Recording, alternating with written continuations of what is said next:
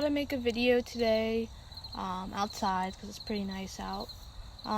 Obviously, as you can tell, I don't have much content. It's mainly, BFFs, drawing, random stuff like that. And I've always wanted to upload content, but I wasn't quite sure what I should upload because I have many interests and it's kind of hard for me to choose one. So, for example, let's talk about myself a little. I really like cooking. I like to draw. I like doing crafts. I like makeup. Obviously, I'm no pro at any of these things, but they're just hobbies and things that I like to do. I also like childcare, business, the list goes on. Today I'm going to be going over a little project I've been doing, so it's kind of like gardening, but you'll see soon. Now, the other thing is, obviously, I don't have a camera. I'm using my phone currently, and my phone doesn't have much storage, so is why I'm holding it. I also don't have a tripod or lighting, or so this is not going to be a very fancy video, but I thought I'd share this with you today. So, the big reveal. I am currently growing a mango. I live in Pennsylvania. Very tropical fruit to be trying to grow here. So, I'm currently making a DIY grow tent. I got a mango, and I've watched plenty of videos on germinating it, which soon here I'll show you what I did.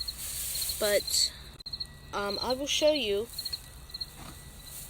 that I already have one germinated currently.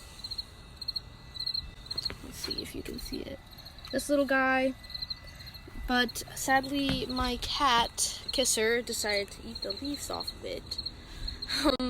So today, I'm going to show you how I germinated this first one. I also had some complications because I accidentally left it in there too long.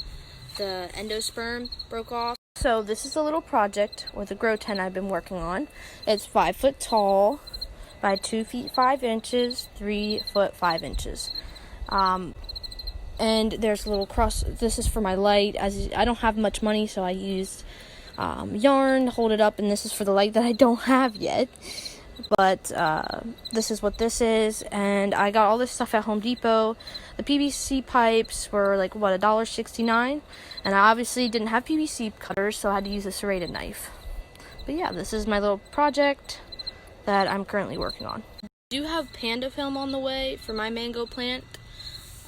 If you don't know what panda film is, it's pretty much there's black on the outside so it keeps the light out, and there's white on the inside so that it reflects light a lot better for the plant.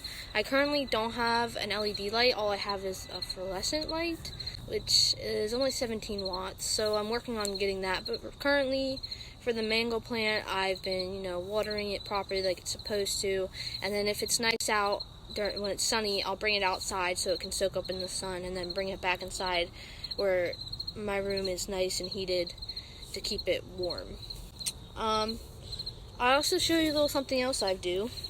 It might be silly, and this video is probably all over the place, but I also grow pumpkins. Now these ones are a hybrid between a squash and a pumpkin, so that's why they're kind of really small. I made this little box. I think it's cute. I have a airbrush, so I airbrushed this, and believe it or not, because I don't have very many things such as paintbrushes, I use Q-tips to paint these. I think the front says spooky season, and then on this side it's got, a little spider, the spider web, and there's candy corn. It says trick or treat, but I grow these little squash pumpkins, I guess you could call them. So I also have like yellow ones. But yeah, I thought that was throw that in there. I did another box as well, which I can show you. It's not as fancy, and I've sold some of these because I like to do it year round. But see, this one's got like speckles on it. Sadly, this year my harvest wasn't as well. Well, let me get into the actual video now. This is a tropical Brazilian mango. That is what the other one is as well. I'm going to show you now how I germinated it. what you're going to do is cut this open, and there's going to be a seed inside. There's a husk, and you cut the husk open, being careful not to cut the actual seed that's inside the husk, which I'll show you right now. I don't have a tripod. It's not very easy to do this, but as you can see, after you're done eating the mango, this is the husk, and these, you don't have to mind these. You have to be careful because obviously it's going to be a little slippery, but what you want to do is make sure that you go to the thinnest part. So mine is up here. You want to be careful of the seed that's inside of this. What you're going to do is end up slipping this knife in and then slowly wiggling it to get to the seed that's inside. I'll do that now, and you'll see the seed in the inside in a second. See, I've made a little slit here. Now you want to keep your sharp end up so you don't damage the seed that's inside of it. You just put it in, and you want to start wiggling it out of the husk. This one was a lot smaller than my first one, but that's why you always want to get a couple mangoes, because not all of them are going to make it. It could be something wrong with the seed, or maybe the process. You might have messed up somehow in the process. Like my last one, I kept it in germination way too long, and the endosperm, this seed here, ended up breaking off. Now the roots are still attached to the other one. It's just not as good. Now, a lot of people like to let these dry out before opening them, but I mean, I had no trouble with the first one. This one was a little bit more difficult. But you want to take this skin off. See, that's kind of somewhat concerning. But you want to take this skin off to keep it from mildewing. That coloration is slightly concerning. Like I said, not every mango is going to be perfect. To start your germination, all you're going to need is, a lunch bag. Now, some people like to use napkins, but I mean, mango's already at a high risk of possibly getting mildew. So I use saran wrap. You put it around the seed, and you kind of are going to want to scrunch it kind of, so that it sits in there. This way it kind of keeps, the reason why I had the sock, since it's colder here, it kind of keeps the humidity inside of it. And I just keep it in like a closed, dark place. For example, for me, I keep it in my, I have closet shelves, so I keep it in there, and it keeps it nice, dark, and warm. So I got my plastic baggie. Now see how I have it kind of crinkled up so that this will retain moisture in the water. What you're going to want to do is soak plastic wrap. Okay, so once you do that,